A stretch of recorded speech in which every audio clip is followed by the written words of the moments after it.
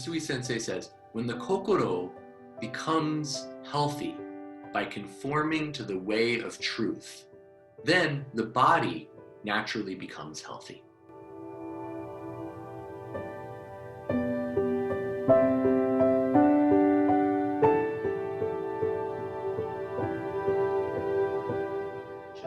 We're going to take a look at some of these spiritual therapies that were prevalent in Japan at the time that Usui began teaching his Reiki therapy, or Reiki Ryoho.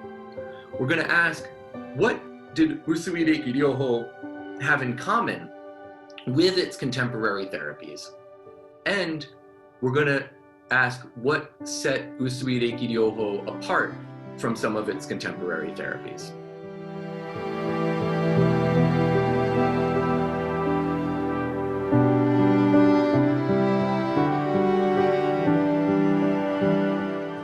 It does seem that the practices were, at least initially, very similar to what we know from Japan from the 1930s. Takata's early students used their hands to diagnose, right? They were finding the source of disease through the sensations in their hands. They were giving hours-long treatments for no charge.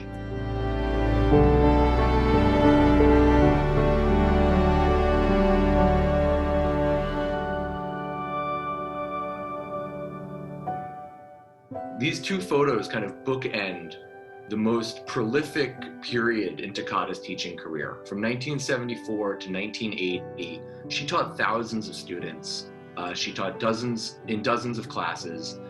And we'll talk about bridging the period we talked about in the last webinar in the 1930s in Hawaii to the 1970s, when she was able to reach out to so many students in North America.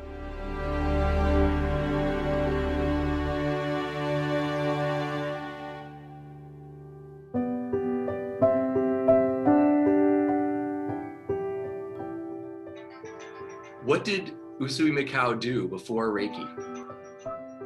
What connection does Reiki have to Mount Kurama? What connection does Reiki have to Jo-Rei, another healing practice? Is a question I get a lot.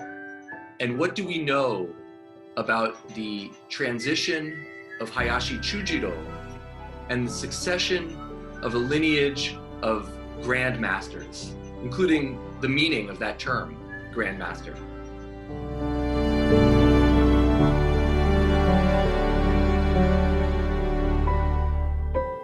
Join us for the groundbreaking 5-part series, A Century of Reiki, the most comprehensive look at Reiki history from Mikao Usui's influences to modern-day practice.